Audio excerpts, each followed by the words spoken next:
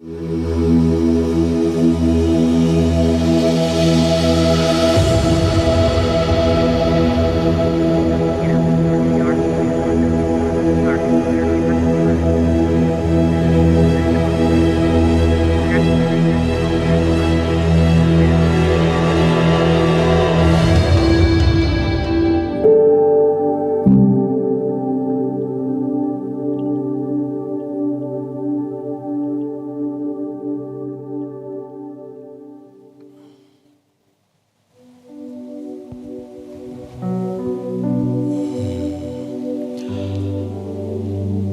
the Lord.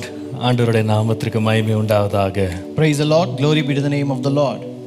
இந்த காலை வேளையிலேயும் ஆண்டவருடைய பிரசன்னத்திலே நாம் மீண்டும் கூடி வந்து ஆண்டவருடைய நாமத்தை மகிமைப்படுத்த தேவன் கொடுத்த கிருபைக்காய் கர்த்தரை ஸ்தோத்திரிக்கிறேன். I thank God for giving us grace to come to His presence once again in this morning and to meditate His word and glorify His name. ஒவ்வொரு நாளும் காலையிலே தேவ பிரசன்னத்திலே கூடி வந்து அவருடைய வார்த்தையை தியானிக்க, நாம் வேதத்தை வாசிக்க கர்த்தர் கொடுத்த கிருபைக்காய் கர்த்தரை மனப்பூர்வமாய் நன்றியோடு ஸ்தோத்திரிக்கிறேன். I also thank God wholeheartedly for the grace that God has given to come to His presence, to meditate the word of God and to read the word of God.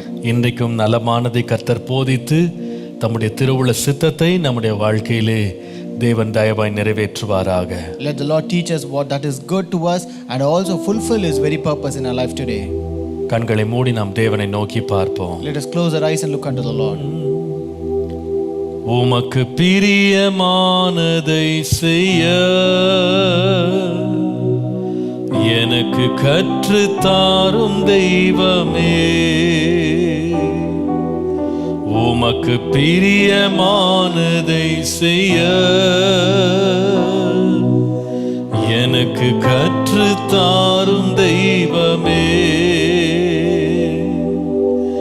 நீரே என் தேவன், வல்ல பரிசுத்த ஆவியானவர்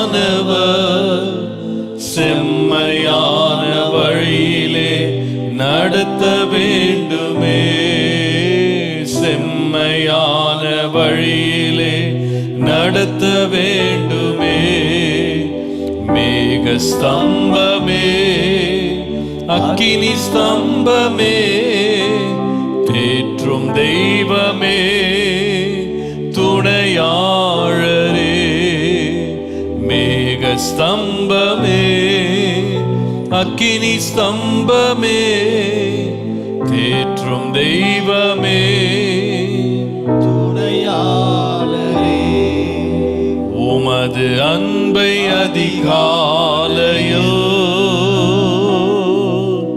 காணச் செய்யும் கருணை நேசரே, உமது அன்பை அதிகாலையோ காணச் செய்யும் கருணை நேசரே, உம்மையே நம்பி உள்ளே நீர் விரும்பும் நல்ல பாதைகளை தினந்தோறும் காட்ட வேண்டும் திவ்யநாதனே, தினந்தோறும் காட்ட வேண்டும் திவ்யநாதனே, அன்பின் சிகரமே ஆருயிரே அணைக்கும் தெய்வமே ஆறுதலே, அன்பின் சிகரமே ஆருயிரே அணைக்கும் தெய்வமே ஆறுதலே.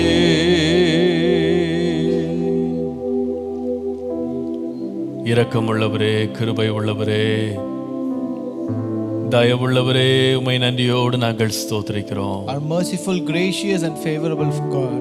ஆண்டவரே, இந்த கால வேளையிலே உம்முடைய அன்பை அறிய உதவி செய்யும். Lord, help us to know your love in this morning, Lord. இந்த கால வேளையிலே உம்முடைய சத்தியத்தின் பாதையில் எங்களை வழி நடத்தும். Lord, this morning lead us into your path of truth, Lord. உம்முடைய நோக்கங்கள் எங்கள் வாழ்க்கையிலே அறிய பண்ணும் ஆண்டவரே. Lord, help us know your purpose in our life, Lord. ஒவ்வொரு நாளும் உம் கிட்ட சேர எங்களுக்கு கிருபை தாரும். Give us grace to draw near to you every day, Lord. சத்தியத்தையும் அறிவீர்கள், சத்தியம் உங்களை விடுதலையாக்கும் என்று வாசிக்கிறோமே. Lord, as we read, you shall know the truth and the truth shall set you free. அவர் தமது வசனத்தை அனுப்பி அவர்களை குணமாக்கினார் என்று வாசிக்கிறோமே. We read that you have sent your word and you healed your sickness, Lord. கர்த்தருடைய வசனம் அவனை புடமிட்டது என்று வாசிக்கிறோமே. We read that the word of God tested him. ஆண்டவரே, இந்த காலை வேளையிலே நீர் விரும்பும் கிரியைகளை எங்கள் நடுவிலே செய்யும்படி எங்களை அர்ப்பணிக்கிறோம். Lord, this morning we commit ourselves that you may do whatever you want to do in us. உம்முடைய நோக்கம் மாத்திரம் வெளிப்படட்டும். Let your purpose alone be revealed. உம்முடைய வேதத்தை அறிய எங்களுக்கு ஞானம் தாரும். Give us wisdom to know your holy scripture. இயேசுவின் நாமத்தில் பிதாவே. In Jesus' name we pray. Amen. Amen. Praise the Lord. இயேசுவின் நாமத்தில் மீண்டும் உங்களை இந்த காலை தியானத்திற்கு அன்போடு வரவேற்கிறேன். I welcome you all in the name of Lord and Savior Jesus Christ to this meditation. ஆண்டவருடைய அளவற்ற கிருபையினாலே நம்முடைய சபையிலே 180 நாட்களில் வேதத்தை நாம் வாசிக்கிற ஒரு முயற்சியை நாம் எடுத்து கர்த்தர் கிருபையாக ஒவ்வொரு நாளும் அதை தேவன் தாண்டி வர கிருபை செய்திருக்கிறார். By the grace of God we have taken the challenge of reading the Bible in 180 days and graciously the Lord is helping us to cover each and every day. இந்த 180 நாட்களில் உங்களுடைய பிரயாசத்திலே நானும் உங்களை ஊக்கப்படுத்த உற்சாகப்படுத்த 180 தியானங்களை நீதிமொழிகள் புஸ்தகத்திலிருந்து நாம் தியானிக்க கர்த்தர் நமக்கு கிருபை தந்திருக்கிறார். In order to encourage the effort that you take, God has also enabled me to give a meditation from the book of Proverbs every morning. கர்த்தர் ஒவ்வொரு நாளும் வெளிப்படுத்தி கொடுக்கிற சத்தியங்களுக்காய் கர்த்தரை ஸ்தோத்திரிக்கிறேன். I really thank God for the truth that the Lord is revealing every day to us. நம்முடைய தேவன் நல்லவர். Our God is good. அவருடைய வார்த்தையை தியானிக்க அது ஒரு பெரிய சந்தோஷம். As we keep on to meditate the word of God, it is really a great joy. தேவனுடைய வார்த்தையை நம்ம எவ்வளவுதான் வாசித்தாலும் நம்ம எவ்வளவு படித்தாலும் அது ஒரு நாள் நம்ம கற்று தேரவே முடியாது. No matter how much you read and how much you meditate and learn the word of God, we can never know it completely. அதனுடைய ஆழங்கள் மிக ஆச்சரியமானது. Its depth are really amazing. கர்த்தர் கொடுத்து கொண்டிருக்கிற கிருபைகளுக்காய் கர்த்தரை ஸ்தோத்திரிக்கிறேன். I thank God for the graces that the Lord is giving us. நீங்கள் எங்களுக்காய் ஜெபிக்கிற ஜெபங்களுக்காக நன்றி. We also thank you for the prayers that you pray for us. ஒவ்வொரு நாளும் காலையில இந்த தியானங்களிலே நீங்கள் பங்கெடுக்கிறதற்காக நன்றி. I also thank you for taking part in this morning devotion every day. ஒவ்வொரு நாளும் பாண்கிற டிவோஷன்ஸ் நீங்க அநேகருக்கு பகிர்ந்து கொடுத்து நீங்கள் பெறுகிற ஆசீர்வாதங்களுக்காய் கர்த்தரை ஸ்தோத்திரிக்கிறேன். I also thank God for when you share all the devotions every day to other people and you are blessed by it. கர்த்தர் தாமே பெரிய காரியங்களை செய்வாராக. May God do great things in our life. இன்றைக்குள்ள தியானத்திற்காக நாம் நீதிமொழிகளின் புஸ்தகம் 2ஆம் அதிகாரம் 6 முதல் 8 வசனங்களை மீண்டும் வாசிக்கலாம். Let us read from the book of Proverbs chapter 2 verse 6 to 8 again for this 2 days devotion. இந்த பகுதியிலே கர்த்தர் என்ன தருகிறார், கர்த்தர் என்ன செய்கிறார் என்பதை வாசிக்கிறோம். Here we read what the Lord gives and what the Lord does. கர்த்தர் ஞானத்தை தருகிறார், அவர் வாயினின்று அறிவும் புத்தியும் வரும். For the Lord gives wisdom, from his mouth come knowledge and understanding. அவர் நீதிமான்களுக்கென்று மெய் ஞானத்தை வைத்திருக்கிறார், உத்தமமாய் நடக்கிறவர்களுக்கு அவர் கேடகமாய் இருக்கிறார். He stores up sound wisdom for the upright. He is a shield to those who walk uprightly. அவர் நியாயத்தின் நெறிகளை தற்காத்து தம்முடைய நீதிமான்களின் பாதையை காப்பாற்றுகிறார். He guards the path of justice and preserves the way of his saints. ஆண்டவருடைய அளவற்ற கிருபையினாலே ஒவ்வொரு நாளும் நாம் இந்த வசனங்களிலிருந்து நாம் தியானித்து கொண்டே இருக்கிறோம். By the grace of God, we are meditating from this word each and every day. இன்றைக்கு இந்த 8ஆம் வசனத்தினுடைய 2வது பகுதியை நாம் தியானிக்கலாம். Today let us meditate on the last part of verse 8. தம்முடைய பரிசுத்தவான்களின் பாதையை காப்பாற்றுகிறார். He preserves the way of his saints. பரிசுத்தவான்களின் பாதையை காப்பாற்றுகிறார். He preserves the way of his saints. நீங்க இந்த 7-8 வசனங்களை வாசித்தீங்கன்னா தேவனுடைய காக்கும் தன்மையை நாம் கவனித்துக் கொண்டிருக்கிறோம். So when you read verses 7 and 8, we see the way the Lord protects and saves us. அவர் மெய் ஞானத்தை அவர் சேர்த்து வைக்கிறார். He stores up sound wisdom. அவர் கேடகமாய் இருக்கிறார். He is a shield to us. நியாயத்தின் நெறிகளை தற்காக்கிறார். He guards the path of justice. கடைசியாக அவர் பரிசுத்தவான்களின் பாதையை காப்பாற்றுகிறார். At last he preserves the way of his saints. கர்த்தருடைய பரிசுத்த நாமத்திற்கு மகிமை உண்டாவதாக. Glory be to the name of the Lord. நாம் எந்த பாதையிலே போகிறோம் என்பதிலே தேவன் கவனம் உள்ளவராய் இருக்கிறார். God is watchful of the way we take. மனுஷனுக்கு செம்மையாய் தோன்றுகிற வழிகள் இருக்கிறது. There are ways that appear good to man. அவைகள் எல்லாவற்றிலையும் தேவன் மனிதனை நடக்க வேண்டும் என்று விரும்புகிறது இல்லை. God doesn't desire that man should walk in all that ways. தனக்கு செம்மையாய் தோன்றுகிற வழிகளில் அல்ல, தன்னுடைய வழிகளை அவன் கர்த்தருக்கு ஒப்புவித்து அவருடைய பாதைகளில் நடக்கணும்னு கர்த்தர் விரும்புகிறார். God desired that man should not walk in his own ways which seems right to him, but God wants him to commit himself and walk in the ways that the Lord shows him. அதனால தான் நீங்க நீதிமொழிகள் 3ஆம் அதிகாரத்தில் வாசிக்கும் போது, That's why when you read in Proverbs chapter 3, உன் சுய புத்தியின் மேல் 5-6 வசனங்கள், 3, 5, 6, chapter 3 verses 5 and 6. உன் சுய புத்தியின் மேல் சாயாமல் உன் முழு இருதயத்தோடும் கர்த்தரில் நம்பிக்கையாயிருந்து உன் வழிகளில் எல்லாம் அவரை நினைத்துக்கொள், அப்பொழுது அவர் உன் பாதைகளை செவ்வையாக்குவார். Trust in the Lord with all thine heart and lean not on thine own understanding. In all your ways acknowledge him and he shall direct your paths. நம்முடைய பாதைகளை செவ்வைப்படுத்த விரும்புகிற ஒரு தேவன். He is the Lord who wants to direct our paths. நம்முடைய பாதைகள் எப்படி இருக்கிறதோ அப்படிதான் நம்முடைய முடிவும் இருக்கும். Our end will be based on the way the paths are appear. நாம் எந்த பாதை எடுக்கிறோமோ அந்த பாதையின்படி தான் நம்முடைய நிறைவும் இருக்கும், நம்ம போய் சேருகிற இடமும் இருக்கும். So the destination of a path will also is depending upon the path that we take. நீங்கள் தவறான பாதையை தெரிந்தெடுப்பீர்களானால் முடிவும் போய் சேர்ற இடமும் தவறா தான் இருக்கும். If you choose a wrong path, the end and the destination will also be a wrong. ஆனால் கர்த்தர் ஒரு பரிசுத்தவானினுடைய பாதைகளை அவர் என்ன செய்கிறார்னா காப்பாற்றுகிறவராய் இருக்கிறார். But the Lord preserves the way of his saints. அப்பனா ஒரு பரிசுத்தவான் எப்படி வேணா நடக்கலாம்னு அவர் விரும்புறது இல்ல. So it means that he doesn't want the saint to walk however he want. அவனுடைய பாதைகள் மேல் கவனம் உள்ளவராய் இருக்கிறார். He is very watchful of the way that he takes. யோபு எழுதும்போது யோபு 34:21 வாசிப்பீர்களானால், If you read Job 34 verse 21, அவருடைய கண்கள் மனுஷனுடைய வழிகளை நோக்கி இருக்கிறது, அவர்களுடைய நடைகளை எல்லாம் அவர் பார்க்கிறார் என்று போட்டிருக்கு. For his eyes are on the ways of man and he sees all his steps.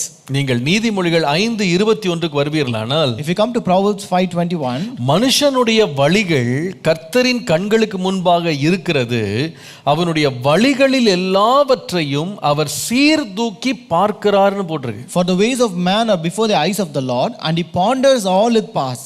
கவனிக்கிறார், எண்ணுகிறார், பார்க்கிறார். Here he is watchful, he ponders and he looks at it. கர்த்தருடைய நாமத்திற்கு மகிமை உண்டாவதாக. Glory be to the name of the Lord. ஆகவே ஒரு பரிசுத்தவானுடைய பாதை என்றால் அது ஒரு விசேஷ தன்மை உள்ள ஒரு வித்தியாசமான ஒரு பாதை. Therefore the path or the way that the saints take is really unique and special. உலகம் போகிற வழியில் அவன் போகிறது இல்ல.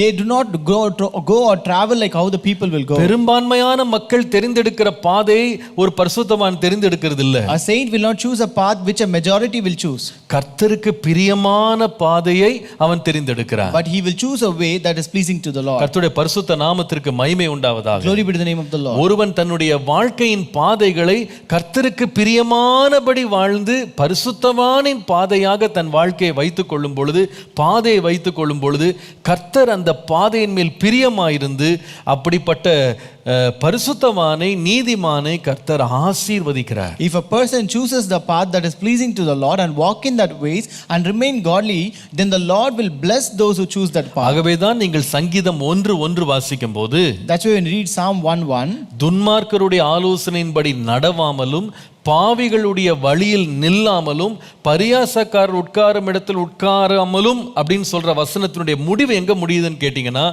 அவன் பாக்கியவான் என்று முடியுது. So here it says, blessed is the man who walks not in the counsel of the ungodly, nor stands in the path of sinners, nor sits in the seat of the scornful.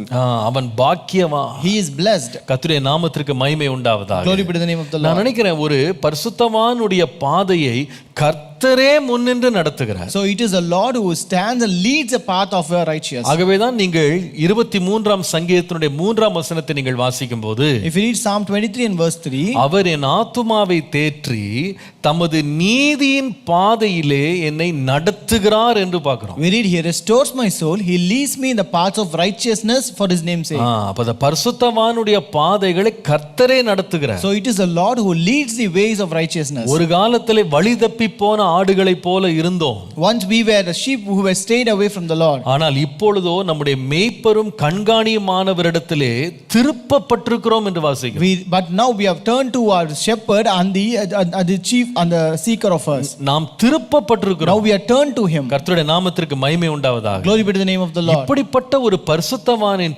பாதையை கர்த்தர் காக்கிறார். The Lord preserves such way of the saints. ஆகவே தான் முதலாம் சங்கீதத்தின் 6ஆம் வசனத்தை நீங்கள் வாசிப்பீர்களானால், If you read Psalm 1:6, கர்த்தர் நீதிமான்களின் வழியை அறிந்திருக்கிறார், துன்மார்க்கரின் வழியோ அழியும் என்று வாசிக்கிறோம். we read, for the Lord knows the way of the righteous, but the way of ungodly shall perish. கர்த்தருடைய பரிசுத்த நாமத்திற்கு மகிமை உண்டாவதாக. Glory be to the name of the Lord. இந்த வழி அப்படின்னா அர்த்தம் என்ன? So what do you mean by way? வழி என்றால் அர்த்தம் என்ன? What do you mean by way? 3 காரியங்களை நான் சொல்லுவேன். I can tell you 3 things. முதலாவது, வழி என்பது நாம் போய் சேருகிற இடத்திற்காக நாம் எடுக்கிற ஒரு பாதைன்னு சொல்லலாம். So first I could tell you it is a path that we take to reach a destination. It's about a destination. நாம் எங்கே அடைய போகிறோம் அப்படின்றத நாம குறிவைத்து போகிற ஒரு வழி, அதான் பாதை. It is something about destination. இன்னொரு விதமாய் சொன்னால், In other words, என் வாழ்க்கையின் முடிவு எப்படி இருக்க போகிறது என்று நான் நினைத்து அதை தெரிந்தெடுத்து நான் போகிற ஒரு பாதை. so it is a way that I choose to know or to find the end of my life. இரண்டாவது, Second, பாதை என்பது எதற்கு அடையாளமா இருக்கிறது என்றால், what that way denote? 119ஆம் சங்கீதம் 30ஆம் வசனத்தை நீங்கள் வாசிப்பீர்களானால், If you read Psalm 119 and verse 30, 119:30, Psalm 119 verse 30, அங்கே நாம் வாசிக்கிறோம், மெய் வழியை நான் தெரிந்து கொண்டு என்று வாசிக்கிறோம். here we read, I have chosen the way of truth. அப்போ முதலாவது அது நாம் போய் சேருகிற ஒரு இடம், என் வாழ்க்கையின் லக்கை பற்றி அது பேசுது. So first it speaks about my destination. இரண்டாவது, அது என்னுடைய வாழ்க்கையிலே நான் எடுக்கும் தீர்மானங்களை குறித்து பேசுகிறது. Next it speaks about the decisions that I take. என் வாழ்க்கையில் எடுக்கிற ஒவ்வொரு தீர்மானம் தான் என் வழி. The decision that I take in my life or my ways. மூன்றாவது, Third, வழி அப்படின்னா அர்த்தம் என்ன? what do you mean by way? 119ஆம் சங்கீதம் 35ஆம் வசனம் பாருங்க. Psalm 119 verse 35. 35ஆம் வசனத்திலே வாசிக்கிறோம், உமது கற்பனைகளின் பாதையிலே என்னை நடத்தும், நான் அதிலே பிரியமாயிருக்கிறேன். Make me walk in the path of your commandments, for I delight in it. அப்போ மூன்றாவது, வழி அப்படின்னா நான் எதுல ரொம்ப பிரியப்படுகிறேனோ அதுதான் என் வாழ்க்கையின் வழி. The third, when you say way, it is something where I delight in it. 3 வார்த்தைகள் எழுதி கொள்ளுங்க. You can write down 3 words. ஆண்டவரே உம்முடைய வழி, நான் போகிற வழி அப்படின்னு அர்த்தம் என்ன? What do you say, Lord? The way I take your way. அது எழுத்தின் பிரகாரமாக நம்ம நடந்து வர்ற ஒரு பாதை கிடையாது. It is not a path or a way that we walk literally. நம்ம போட்டிருக்கிற ரோடு கிடையாது. It is not the roads that are laid. நீதிமானின் வழி அல்லது ஒரு மனுஷன் போகிற பாதை செம்மை, தன்னுடைய மனசுல செம்மையாய் தோன்றுகிற பாதை, இதெல்லாம் எதை பத்தி பேசுதுன்னு சொன்னா, முதலாவது வாழ்க்கையில ஒரு மனுஷன் சேர நினைக்கிற இடம் அல்லது நம்முடைய luck. The first thing that this path or way speaks is about destination. இரண்டாவது, அவனுடைய வாழ்க்கையிலே ஒவ்வொரு மனுஷனும் எடுக்கிற முடிவுகள். The second is the decisions that a man takes in his life. மூன்றாவது, ஒரு மனுஷன் தன் வாழ்க்கையிலே பிரியப்படுகிற காரியங்கள். The third, the delight that he has in his life. Destination, decisions and your delight. This is the definition of your path, your way that you take. என் வாழ்க்கையில் ஒரு வழியை நான் பின்பற்றேன்னா நான் எங்கே போக போகிறேன், நான் எதை தெரிந்தெடுக்கிறேன், நான் எதில் பிரியமாக இருக்கிறேன். What is my destiny? What is my desire? What is my decision?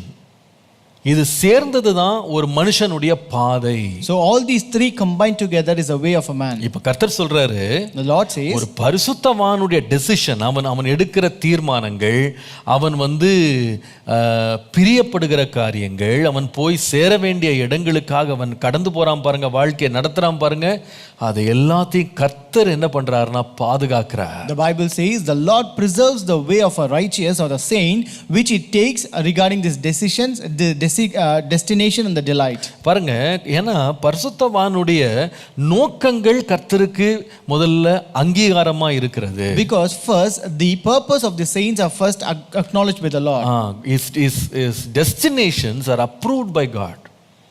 அவன் போய் சேர வேண்டிய இடத்துல கர்த்தருடைய அங்கீகாரம் இருக்கிறது. So his destinations are approved by the Lord. இரண்டாவது, அவன் எதன் மேல பிரியப்படுகிறானோ அதை கர்த்தர் விரும்புகிறார். And next, God is pleased in what he delights. மூன்றாவது, அவன் எடுக்கிற ஒவ்வொரு தீர்மானமும் கர்த்தருடைய வேதத்தின்படி இருக்கிறது. And every decision that he takes is according to the word of God. ஆகவே கர்த்தர் அவன் போகிற பாதைகளை பாதுகாக்கிறார். Therefore the Lord preserves his ways. ஆனால் ஆண்டவர் சொல்லுகிறாரு, இந்த 1 சங்கீதம் 6 வசனத்துல, கர்த்தர் நீதிமானுடைய வழியை அறிந்திருந்தாலும் துன்மார்க்கருடைய வழியோ அழியும்னு போட்டிருக்கு. But in Psalm 1:6 the Lord says, for the Lord knows the way of the righteous, but the way of the ungodly shall perish. ஒரு பக்கம் கர்த்தர் பரிசுத்தவான்களின் பாதைகளை காக்கிற அதே வேளையில துன்மார்க்கனுடைய பாதைகளை அழிவுக்கு ஒப்பு கொடுக்கிறார். On one side, when the Lord preserves the way of the saints, on the other side he will also commit the way of ungodly to perish. நம்முடைய வாழ்க்கையினுடைய முடிவு, நாம் எடுக்கிற தீர்மானங்கள், நாம் போய் சேர வேண்டிய இடங்கள், நாம் சந்தோஷமாய் நாம் மகிழ்ச்சியோடு பின்தொடர்கிற காரியங்கள் முடிவில் நமக்கு ஆசீர்வாதமாகவும் பாதுகாப்பா இருக்கணுமே தவிர அது அழிஞ்சிடக்கூடாது. The destinations that we choose, the decisions that we take, and the things that we delight in, they always end as a joy and a blessing to us. It should not end us, take us to destruction. கர்த்தருடைய பரிசுத்த நாமத்திற்கு மகிமை உண்டாவதாக. Glory be to the name of the Lord. ஒரு பரிசுத்தவான் எச்சரிப்பா இருக்க வேண்டிய 3 பாதைகளை உங்களுக்கு காண்பிக்கிறேன். I will show you 3 ways that a saint should be very careful about. அதனுடைய முடிவு வந்து அழிவு. The end of it is a destruction. நம்முடைய வழியோ கர்த்தரால் பாதுகாக்கப்பட வேண்டும். But our way should be preserved by the Lord. இதை குறித்து நான் யோசித்த பொழுது ஆண்டவர் எனக்கு யூதாவின் புத்தகத்தை என்னுடைய மனதில் கொண்டு வந்தார். When I was meditating about this, the Lord brought the book of Jude before me. நீங்கள் யூதாவின் நிருபம் நீங்கள் 11ஆம் வசனத்தை வாசிப்பீர்களானால், if you read Jude 1:11, அங்கே வாசிக்கிறோம், இவர்களுக்கு ஐயோ, இவர்கள் காயினுடைய வழியிலே நடந்து பீலேயாம் கூலிக்காக செய்த வஞ்சகத்திலே விரைந்தோடி கோரா எதிர்த்து பேசின பாவத்திற்குள்ளாகி கெட்டு போனார்கள்னு போட்டிருக்கு. Here we read, woe to them, for they have gone in the way of Cain, have run greedily in the error of Balaam for profit, and perished in the rebellion of Korah. நான் 1 சங்கீதம் 6ஆம் வசனம் சொன்னதுக்கும் இந்த யூதா 1:11க்கு ரொம்ப சம்பந்தம் இருக்கு. So there is a great connection between Psalm 1:6 and this Jude 1:11. நீதிமான்களின் வழியை கர்த்தர் அறிகிறார். The Lord knows the way of the righteous. பரிசுத்தவான்களின் வழிகளை கர்த்தர் பாதுகாக்கிறார். The Lord preserves the way of his saints. ஆனா துன்மார்க்கரின் வழியோ அழியும்னு போட்டிருக்கு. But the way of the ungodly shall perish. இங்கே 3 நபர்களுடைய பெயர்கள் இருக்கு. இந்த 3 பேரும் தங்க வாழ்க்கையில ஒரு வழியை எடுத்தாங்க. So here there are names of 3 people mentioned here, and they chose a path in their life. அந்த 3 பேருடைய பாதையின் முடிவும் கெட்டு போகிற ஒரு நிலைமை கொண்டு போனது. The end of their way led them to destruction. இந்த 3 பேருடைய வாழ்க்கையில கர்த்தர் நமக்கு ஒரு எச்சரிப்பை இன்னைக்கு தருவாராக. May the Lord give a warning from the life of these 3 people. முதலாவது அங்க எழுதப்பட்டுள்ள மனிதனுடைய பெயர் வந்து coin. The first man mentioned is Cain. வேதம் சொல்லுகிறது, இந்த கள்ள போதகர்கள், முந்தின பகுதி படிச்சீங்கன்னா கள்ள போதகர்கள், அவங்க கிருபையை வந்து அவங்க பாவத்தை செய்வதற்காக பயன்படுத்துகிற இந்த கள்ள போதகர்களுடைய வழி எப்படி இருக்குன்னா, காயினுடைய வழியிலே நடந்தார்கள்னு போட்டிருக்கு. If you read the previous verses, you can read where it says about the way of the false preachers, they are like the way of Cain. கர்த்தருடைய பரிசுத்த நாமத்திற்கு மகிமை உண்டாவதாக. Glory be to the name of the Lord. இந்த கள்ள போதகர்களை குறித்து இந்த காயினை குறித்து இதே வசனத்தை வந்து நீங்க வந்து ஆம்பிளிஃபைட் பைபிள் அப்படின்ற ஒரு பைபிள்ல படிச்சீங்கன்னா, if you read the same verse in the amplified version, அதுல ரொம்ப அழகா எழுதிருக்கு. It says, for they have gone the defiant way of Cain, அல்லது முரட்டாட்டம் உள்ள எதிர்த்து நிற்கிற பாதையாகிய காயினின் பாதையை தெரிந்து கொண்டார்கள்னு போட்டிருக்கு. It says that they chose a defiant way of Cain, or a resisting way. முதலாவது வந்து இந்த காயினுடைய பாதை ஏன் கர்த்தரால் வந்து காக்கப்படாம அதோட வழி வந்து ஏன் கெட்டு போச்சு அப்படின்னு கேட்டிங்கன்னா, அவனுடைய வாழ்க்கையில் உள்ள முதல் எச்சரிப்பை நம்ம பெற வேண்டியது என்னன்னா, his life was tainted with resistance. கர்த்தருடைய வார்த்தைக்கு எதிர்த்து நிற்கிற ஒரு பாதையாகவே காயினுடைய வழி இருந்தது. The ways of Cain was tainted with resistance. எதிர்த்து நிற்கிறது. It was a resistance. பாருங்க, நீங்க அவனுடைய லைஃப் நீங்க ஆரம்பத்திலிருந்து படித்தீங்கன்னா, கர்த்தருடைய வழிகளுக்கு தன்னை ஒப்பு கொடுக்காத ஒரு மனுஷனாக நீங்க அவனை பார்க்கலாம். Right from the beginning you can see in his life he was not a person who was committing his way to the Lord. பாருங்க, நீங்க அவன் கொண்ட காணிக்கைகளை பாருங்களேன். Look at the offerings that he brought. கர்த்தர் வந்து இரத்த பலிகளை ஜீவனுள்ள பலியை ஒப்பு கொடுக்கணும்னு சொல்லும்போது இவன் காய்கறிகளையும் நிலத்தின் பலனையும் கொண்டு வந்து பலிபீடத்தில் வைக்கிறான். When the Lord asked to come and sacrifice the living creatures, he brought the fruits and the vegetables out of his ground. ஆண்டவருக்கு அது பிரியம் இல்ல. That was not pleasing to the Lord. ஆண்டவரே சொல்லுங்க அவனுடைய காயினையும் அவன் காணிக்கையும் கர்த்தர் நிராகரித்தார்னு போட்டிருக்கு. The Bible says the Lord rejected the offering and also Cain. இந்த நிலத்தின் கனி எதை பத்தி பேசுது?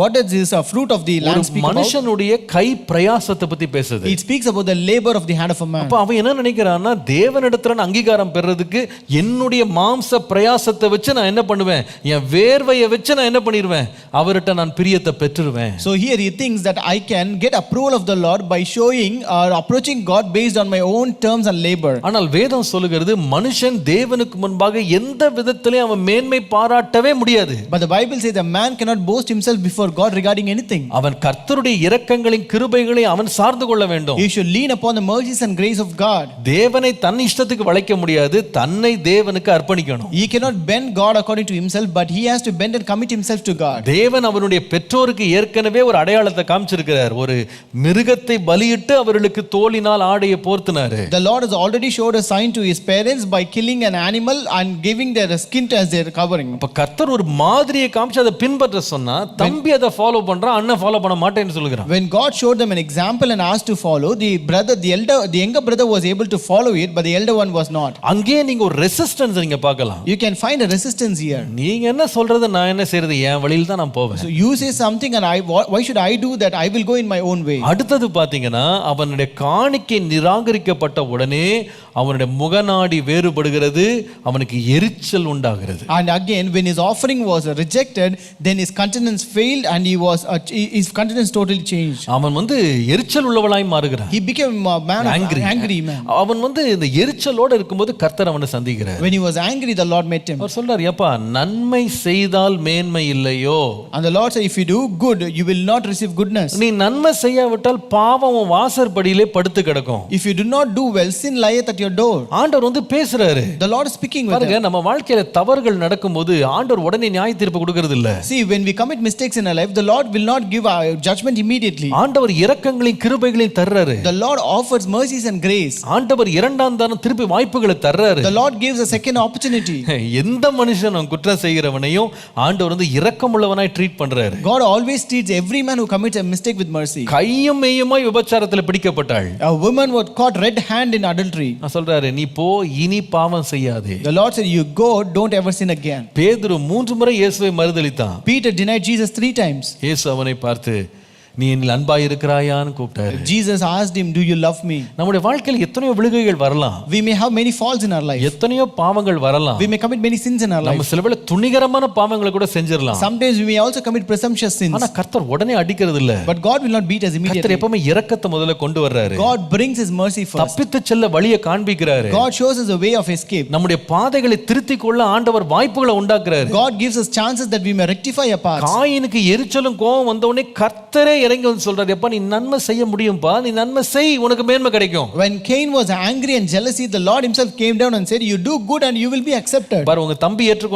நான் ஏற்றுக்கொண்டேன் பாரு, அவனுடைய வழியை நீ பாரு, அதே போல நீ ஒரு பலியை செலுத்தி நீ நன்மை செய், நான் உன்னை ஏற்றுக்கொள்றேன். See, I have accepted your brother, so you do as such what he did and I will also accept you. ஆனா இவனை பாத்தீங்கன்னா அதை ஏற்றுக்கொள்றதுக்கே மனசு இல்ல. But he did not have a heart to accept it. அவன் போய் ஒரு ஆட்டை கொன்று ஒரு ஆட்டை பலியிட்டு அவன் கர்த்தர்ட்ட பிரியத்தை வாங்குறதுக்கு பதிலா அவன் செய்யற வேலையை பார்த்தீங்கன்னா சொந்த தம்பியை கொலை செய்கிறான். Rather than killing a lamb and getting the approval of the Lord, he killed his own brother. முதல்ல மாதிரியை காண்பித்தாலும் மாதிரியை பின்பற்ற மாட்டேன்றான். First, when an example was shown, he refused to follow it. இரண்டாவது ஆண்டவர் நேரடியா வந்து ஆலோசனை கொடுக்கிறாரு, அதற்கும் அவன் செவி கொடுக்க மாட்டேன்றான். Second, God himself came down and gave a counsel, but he also resisted that. இப்போ தன்னுடைய தம்பியை கொலை செய்த பிறகு ஆண்டவர் நேரடியாக காயின் இடத்துல திரும்ப வர்றாரு. Again, when he killed Abel, yet the Lord came again directly to him. கேக்குறாரு, என்னப்பா உன் தம்பி எங்க? He asked, where is your brother? தம்பி எங்க? Where is your brother? அவன் என்ன சொன்னான் தெரியுமா? You know what did he say? என்னுடைய சகோதரனுக்கு நான் என்ன காவலாளியா? Am I my brother's keeper? நான் தான் அவனுக்கு வாட்ச்மேனா? Am I watchman of my brother? எனக்கு எங்க இருக்கிறானே தெரியாது. I don't know where he is. ஆண்டவர் சொல்றாரு, என்ன பேசுற? The Lord said, what are you speaking? அவனுடைய ரத்தம் பூமியில இருந்து என்ன நோக்கி கூப்பிடுது. The voice of your brother's blood crieth from the ground.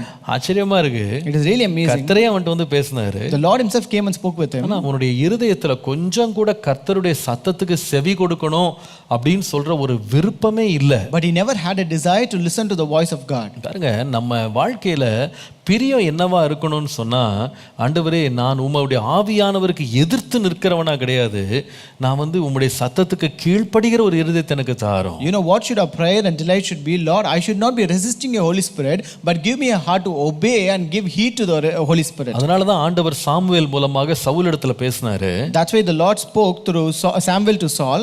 பலிகளும் காணிக்கைகளும் கர்த்தருக்கு பிரியம் இல்லப்பா. God is not delighted in offerings and sacrifices. உன் பலியை பார்க்கிலும் உன் காணிக்கையை பார்க்கிலும் கீழ்ப்படிதல் தான் உத்தமம். Obedience is better than sacrifice. நீ கீழ்ப்படியாம முரட்டாட்டம் பண்ற பாரு, அது பில்லி சூனிய பாவத்திற்கு இணையானது. So when you don't obey and when you rebel against it, it is equal to witchcraft. இங்க இவன் செய்த வேலையை பார்த்தீங்கன்னா, காயினுடைய வழி என்ன வழின்னு கேட்டீங்கன்னா, கர்த்தருக்கு எதிர்த்து நிற்கிற அல்லது கர்த்தருக்கு தடை பண்ணுகிற ஒரு வழி. So here the way of Cain is a way that is tainted with resistance. கர்த்தருடைய நாமத்துக்கு மகிமை உண்டாவதாக. Glory be to the name of the Lord. ஒரு பரிசுத்தவானுடைய பாதையை நீங்க பார்ப்பீங்களானா, but when you look at the way of a saint, அவன் அப்படி எதிர்த்து நிற்கவன் கிடையாது. he will not resist against God. முழுவதுமாய் கர்த்தருடைய பாதைக்கு அர்ப்பணிக்கிறவன். he commit himself completely to the way of God. பாருங்க, வேதத்துல அநேக பரிசுத்தவானுடைய லைஃபை பார்த்தீங்கன்னா, எத்தனையோ பேருடைய வாழ்க்கையில விழுகைகள், அவங்க வாழ்க்கையில சில தவறுகள் நடக்க தான் செய்திருக்கு. Even in the Bible, when you read about many life of many saints, you can see they have their downfalls, they have sins in their life. இந்த வேத புத்தகத்துல இயேசுவை தவிர பூரண புருஷர் யாருமே கிடையாது. There is no perfect man in this Bible except Jesus. எல்லாருமே பாவம் செய்து தேவ மகிமை அற்றவர்களாய் போனவங்க தான். Everyone have committed sin and fallen short of the glory of God. ஆனா யார் மேல கர்த்தர் அடிக்கடி தன்னுடைய பிரியத்தை வெளிப்படுத்துகிறார்னா, தவறே செய்யாதவங்க கிடையாது. But on whom does God express his delight? It is not on the one who does not sin. ஆனா அவங்க யார் மேல பிரியம் இருக்குன்னு கேட்டீங்கன்னா, தவறு செய்யறான், ஆனா கர்த்தர் பேசும்போது உள்ளம் உடைந்து நொறுங்குண்ட இருதயத்தோடு கர்த்தர்ட்ட வந்துடுறான் பாருங்க, அவன் மேல கர்த்தர் ரொம்ப பிரியமா இருக்கு. But a person who commits sin but again returns to the Lord with a broken and contrite heart, unto him the Lord is more pleasing. அதனால தான் வேதம் சொல்லுகிறது, that the Bible says, நொறுங்குண்ட நறுங்குண்டதுமான இருதயத்தை நீர் புறக்கணிக்கவே மாட்டீர்.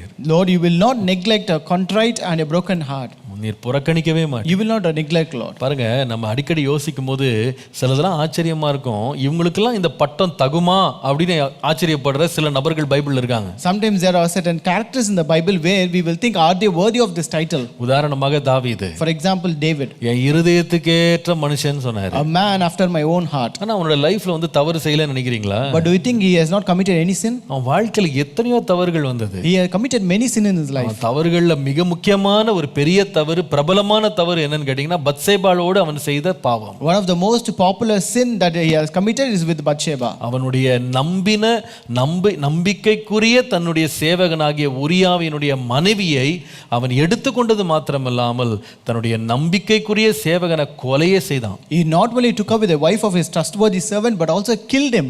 ஆனா இவ்வளோ பெரிய கொடும்பாவத்தை அந்த மனுஷன் செஞ்சிருந்தாலும், though he has committed a great blunder, கர்த்தர் நாத்தானை அனுப்பி நீதான் அந்த மனுஷன் சொன்ன உடனே, when God sent Nathan and said that you are that person, பாருங்க, தாவீது உடனே தன்னுடைய சிங்காசனத்தில் இறங்கி தேவனுக்கு முன்பாக விழுந்தான். Immediately David descended from his throne and fell at the feet of the Lord. பாவம் செய்த ஆண்டவரே, Lord, I have committed the sin. உம்முடைய கரத்துல மிகுந்த இரக்கங்கள் இருக்கு. Lord, there are great mercies in your hand. 51 சங்கீதம் முழுது நீங்க வாசித்தீங்கன்னா, if you read Psalm 51, ஆண்டவரே ஆண்டவரே உம்முடைய பரிசுத்தாவியை என்னை விட்டு எடுத்துறாதீரும். Lord, do not take your Holy Spirit from me. உம்முடைய சமூகத்தை விட்டு என்னை தள்ளிராதீரும். Lord, do not cast me away from your presence. ஈசோப்பினால் என்னை கழுவும். Lord, wash me again with your hyssop. எனக்குள்ளே ஒரு புதிய ஆவியை உண்டாக்கும், புதிய இருதயத்தை உருவாக்கும். And Lord, create in me a new heart, Lord.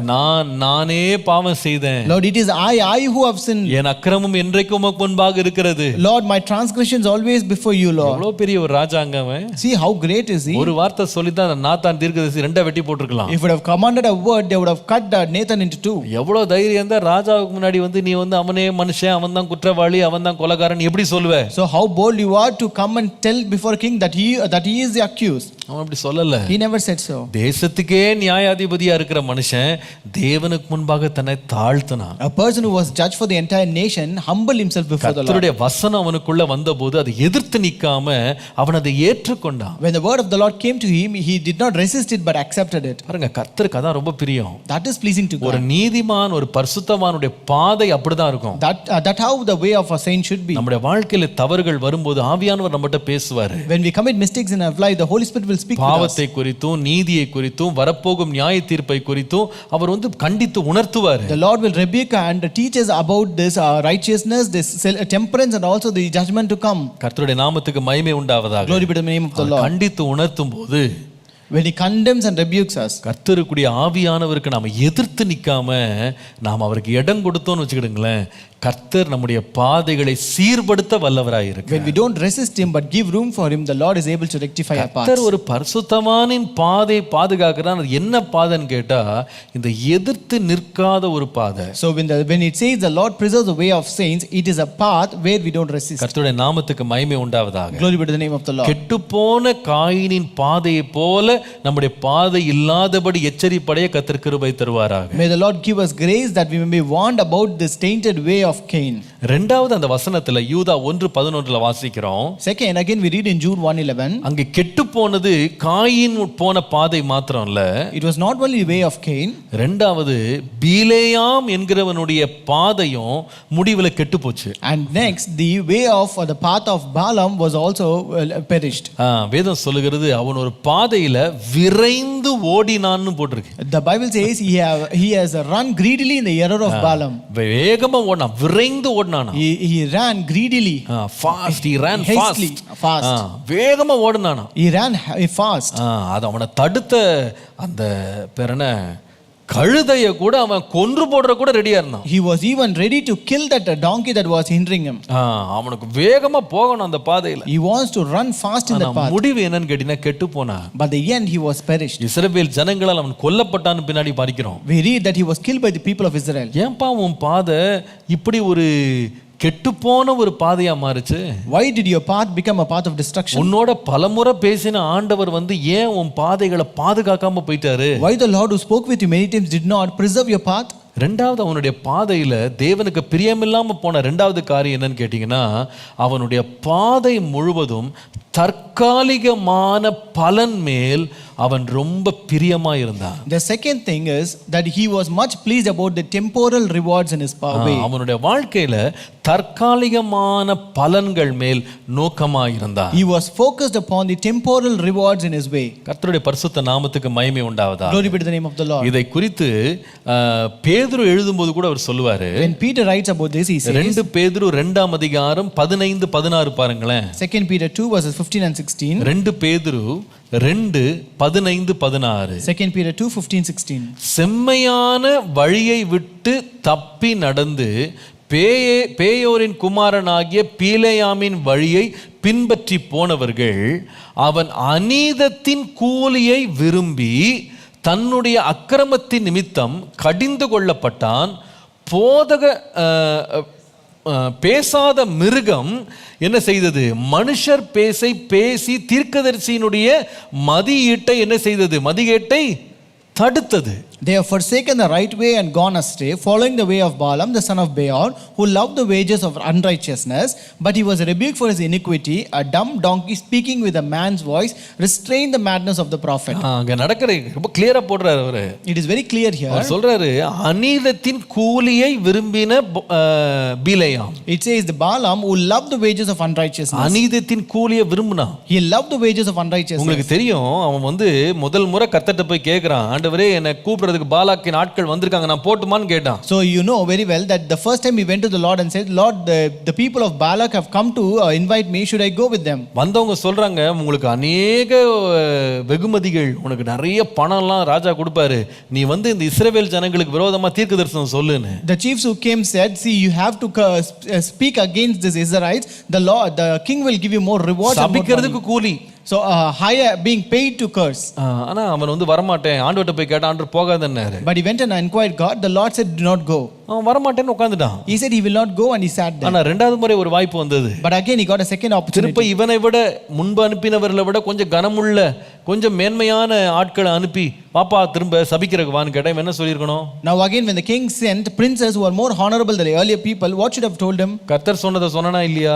Did he tell what the Lord நான் வரமாட்டேன்னு அவன் சொல்லியிருக்கணும். You should have told, I will not come. அவங்க சொல்றாங்க நாங்க இன்னும் அதிக வெகுமதிகளை தர்றோம். They said, we will give you more gifts. இப்போ உடனே அவன் என்ன பண்றான் தெரியுமா? You know what did he do wait now? பண்ணுங்க, நான் கர்த்தர்ட்ட கேட்டு சொல்றேன். He said, wait, I will ask, inquire of God. உண்மை என்ன தெரியுமா? You know what is the truth? அவனுடைய மனதுல அந்த பணம் வந்து ஒரு அட்ராக்டிவான ஃபீச்சரா மாறிடுச்சு. So this money has become an attractive feature in his heart. வாய் வந்து வேணான்னு சொன்னாலும் Though his mouth refused to get go, மனது எங்க போயிருச்சுன்னா இன்னொரு முறை கேட்டு பார்க்கலாம், வாய்ப்பு கிடைச்சா போலாம். but his heart was said that let us ask and inquire God, if I get a chance I will go. வந்த கூலியை ஏன் விடுவானே? Why should I leave the money that I got? வீடு தேடி வந்து கொடுக்குறேன்றானுங்க. They have come seeking me and they are ready to give me. ஆண்டவர் தான் மனசை மாத்தி இருக்கிறாரா பார்க்கலாம். So let us see whether God has changed his heart. அல்லது இன்னொரு முறை கேட்டா மனசு மாறுவாரான்னு ட்ரை பண்ணலாம். Or let us try, if we ask the second time, the Lord will change his mind. அப்படி நினைச்சிட்டு போய் ஜெபம் பண்ண போறாரு. So in that aspect he went and prayed. ஆண்டவர் போன்றாரு. The Lord said, you go. போ. You go. போனா. When he went, போற வழி எல்லாம் தடதான். but whatever he went, all the ways he had ஆனா hindrance. அவனுக்கு அந்த பணத்தின் மேல் ஒரு வெறி. But he was zealous about the money. இந்த மாதிரி கஸ்டமர் எப்ப நமக்கு கிடைப்பாங்க? When will I get such kind of customer? ராஜாவே கூப்பிட்டுருக்காரு. The king himself has invited me. இந்த மாதிரி கனம் மரியாதைலாம் எங்கேயும் கிடைக்காது. So I will not get such kind of honor and respect anywhere else. இத நம்ம விட்டுற கூடாது. I should not leave this. தனக்கு பல வருஷம் சேவை செய்த கழுதையை கொன்றே போடுவேன்னு போட்டு அதுகிட்ட பேசுறான். And he was also speaking, hitting the donkey, that he is ready to kill the donkey which served him for many years. இதெல்லாம் எதுக்கு? You know for what? அநீதத்தின் கூலி. It's because of the wages of unrighteousness. பாருங்க, அவன் வாயாலே அவன் சொல்றான், கர்த்தர் வந்து இஸ்ரவேலை ஆசீர்வதிப்பதே பிரியம் என்று சொன்னான். So he himself said through his voice, it is pleasing for the Lord to bless Israel. கவனிச்சீங்களா அந்த வார்த்தையை? Did you look at the word? இஸ்ரவேலை ஆசீர்வதிப்பதே கர்த்தருக்கு பிரியம்னு வாயை திறந்து அவன் தான் தீர்க்கதரிசி சொன்னான். It is he who gave the prophecy that it is pleasing for the Lord to bless Israel. ஆனா அவனோட வாழ்க்கையை நீங்க ஆராய்ஞ்சு பார்த்தீங்கன்னா, But when you look his life, கர்த்தருக்கு பிரியம் என்ன என்று அவனுக்கு தெரிந்திருந்தா கூட அந்த இஸ்ரவேல் ஜனங்க ஆசீர்வாதமா இருக்கணும்னு அவனுக்கு பிரியம் இல்ல. but though he knew what pleased the Lord, but he was not pleased what the Lord was, or the blessing of the Israel. He was not pleased with Israel getting blessed. நான் சொல்ல விளக்குச்சா உங்களுக்கு? கர்த்தர் இஸ்ரவேலை ஆசீர்வதிக்கிறது பிரியம் தான் கர்த்தருக்கு. So the Lord is pleased to bless Israel. ஆனா இவனுக்கு பிரியம் இல்ல. But it was not pleasing to him. அதனால இவன் என்ன செய்யறான்? கடைசியில பாலாக்குக்கு இந்த இஸ்ரவேல் ஜனங்க எப்படி சபிக்கப்படலாம்னு சொல்லி இவரே ஐடியா கொடுக்குறாரு. So at last what did he do? He gave an idea to Balak how to curse Israel. இப்படி கர்த்தருடைய பிரியத்தை அறிந்தும் கர்த்தருக்கு பிரியமானதை தான் வாழ்க்கையில நிறைவேற்றாம அவனை கண்ணை மறைச்சது என்னன்னு கேட்டீங்கன்னா, அநீதத்தின் கூலி. So this way, by knowing what pleases the Lord, but what did hide his eye or blindfolded his eyes from pleasing God, it is the wages of unrighteousness. வெளிப்படுத்தல் 2:14 இவனை குறித்து வாசிக்கும் போது, if you read in Revelation 2:14, இயேசு இவனை குறித்து பேசுகிறார். Jesus speaks about him. அவர் சொல்லுகிறாரு, சில காரியங்கள் உன்னை குறித்து உன் பேர்ல எனக்கு குறை இருக்கிறது. விக்கிரகங்களுக்கு படைத்தவைகளை புசிப்பதற்கும் வேசித்தனம் பண்ணுவதற்கும் ஏதுவான இடரலை இஸ்ரவேல் புத்திரர் முன்பாக போடும்படி பாலாக் என்பவனுக்கு போதனை செய்த பீலேயாமினுடைய போதகத்தை கை கொண்டிருக்கிறவர்கள் உன்னிடத்தில் உண்டுன்னு போட்டிருக்கு. Here we read, but I have a few things against you, because you have there those who hold the doctrine of Balaam, who taught Balak to put a stumbling block before the children of Israel, to eat things sacrificed to idols and to commit sexual immorality. ஒரு தீர்க்கதரிசியினுடைய வேலை என்ன? What is the work of a prophet? விக்கிரகங்களை பின்பற்றவங்கள ஜீவனுள்ள தேவனை பின்பற்றுங்கன்னு சொல்ற வேலை தான் தீர்க்கதரிசியின் வேலை. So it is the work of a prophet to tell people to turn to God from idols. ஆனால் இவர் சொல்றாரு, ஐடியா கொடுக்குறாரு. Now he is giving an idea. இஸ்ரவேல் ஜனங்களை வந்து நீங்க வேசித்தனம் பண்றதுக்கும் விபச்சாரம் பண்றதுக்கும் அவங்க வந்து விக்கிரகங்களுக்கு படைக்கப்பட்டவைகளை புசிக்கிறதுக்கும் இவரை ஏவி விடுறாரு. So he is stirring up this Balak to put a stumbling block that the people of Israel may eat things sacrificed to idols and commit sexual immorality. எதுக்கு எப்படிப்பா நீ இப்படி வழி தப்பி போன? So why did you go? How did you stay away? இப்படிப்பட்ட ஒரு பொல்லாத பாதையில உன்னை தீவிரமா நடக்க பண்ணது என்னன்னு கேட்டீங்கன்னா, அநீதத்தின் கூலியின் மேல் இருந்த வாஞ்சை. It was his love and the desire of the wages of unrighteousness that made him to walk in such kind of greedy way. தற்காலிகமான பலன் மேல வாஞ்சை வச்சிட்டான். He had a desire upon temporal rewards. பாருங்க, நம்முடைய வாழ்க்கையில எப்பவுமே இந்த தெரிந்தெடுப்பு நம்ம லைஃப்ல இருக்கு. So this kind of choosing is always present in our life. நித்திய பலனா தற்காலிகமான பலனா? Is that an eternal reward or a temporal reward? நான் சொல்லுவேன், நம்முடைய வாழ்க்கையை தெரிந்தெடுக்க வேண்டிய ஒரு பரிசுத்தவான் எப்பவுமே எதை தெரிந்தெடுப்பான் அப்படின்னு கேட்டா, தற்காலிகமான பலன் இல்ல, நித்திய பலன். I tell you, a saint will always choose an eternal reward and not a temporal. மத்தேயு 6ஆம் அதிகாரம் முழுசுதான் நீங்க வாசிக்கலாம். If you read Matthew 6, you can read about it. ஒரு மாயக்காரன் வந்து தற்காலிகமாக மனிதர்கள்ட்ட வந்த புகழ்ச்சிக்காக அவன் என்ன செய்வான்னா, தான தர்மங்களை வந்து மனுஷர் பார்க்கிறபடி செய்வான், ஜெபங்களை மனுஷர் பார்க்கிறபடி செய்வான், உபவாசத்தை மனுஷத்தை கனம் பெறதுக்காக அவன் செய்வான். A hypocrite will do everything by giving alms or praying and fasting, everything that people may see him. ஒரு டெம்பரரி ரிவார்ட், It is மனுஷருடைய புகழ்ச்சிக்காக, just for the praise of the people. ஆனா ஒரு பரிசுத்தவான் யார் தெரியுமா? But who is a saint? அவன் ஜெபத்தை அறை வீட்டுக்குள்ள போய் செய்றான். He will pray in his room. அவனுடைய தான தர்மங்கள் வலதுகை செய்யறதை இடதுகை தெரியாம செய்றான். He will do alms that his left hand will not know what the right hand does. அவன் உபவாசம் பண்ணும்போது முகத்தை வாடலாய் வைக்காமல் எண்ணெய் பூசி அவன் வந்து தான் உபவாசம் பண்ணுகிறேன் என்பதை காண்பிக்காத விதத்துல உபவாசம் எடுக்கிறான். And also when he fasts, he will not show as if he is fasting, but he will keep himself fresh and shows that he is not fasting. கடந்த வாரம் நம்முடைய போதகர் கொடுத்த செய்தி நீங்க கேட்டீங்க. Last week you also heard the sermon that a pastor gave. மோசே என்ன செய்தான்னா, இனி வரும் பலன் மேல் நோக்கமாய் இருந்தான்னு பார்க்கிறோம். We read Moses was focused on the reward that is yet to come. உலகம் வந்து அவனுக்கு உடனே ஒரு பலனை கொடுத்துச்சு. The world gave him an immediate reward. பாவ சந்தோஷங்கள் கொடுத்தது. The pleasures of sins. அங்க எகிப்தினுடைய செல்வம் அவனுக்கு கொடுக்கப்பட்டது. Riches of Egypt was given to him. பார்வோனின் குமாரத்தின் மகன் என்று எண்ணப்படும் ஒரு தகுதி அவனுக்கு கொடுக்கப்பட்டது. He was also given a position to be considered as the son of daughter of Pharaoh. ஆனா உன்னை கண்டுபிடிச்சான். But he found out something. இதெல்லாம் அனித்தியமானது. All these are immortal. இது எல்லாத்தையும் நான் விட்டுட்டு தான் போனோம். I have to leave all these things. ஆனா நான் எதன் மேல நோக்கமா இருக்கணும்னா, இனி வரும் பலன், நித்திய பலன் மேல் நான் நோக்கமா இருக்கணும். But I should be focused on a reward that is yet to come, which is an eternal one. அன்பானவர்களே, நம்முடைய வாழ்க்கை வந்து கர்த்தர் பாதுகாக்கணுமா? My dear ones, if the Lord had to preserve our way, ஒரு பரிசுத்தவானின் பாதை எப்படிப்பட்ட பாதை தெரியுமா? you know what is the path of our right saint? உலக மக்களை போல அனித்தியமான காரியங்களுக்கு பின்னால ஓடுறவங்களா இல்ல. It is not running like this worldly people behind the mortal things. நித்திய பாதையை நான் தெரிந்தெடுக்கிறேன் ஆண்டவரே. Lord, I will choose an eternal way, Lord. நித்திய பாதையை நான் I தெரிந்தெடுக்கிறேன். will choose an eternal way. இந்த உலகத்துல எனக்கு பாடு இருந்தா கூட பரவாயில்ல. No matter even if I suffer in this world, நான் வந்து அதை சகித்து கொண்டு ஓடுறேன். I will endure and run.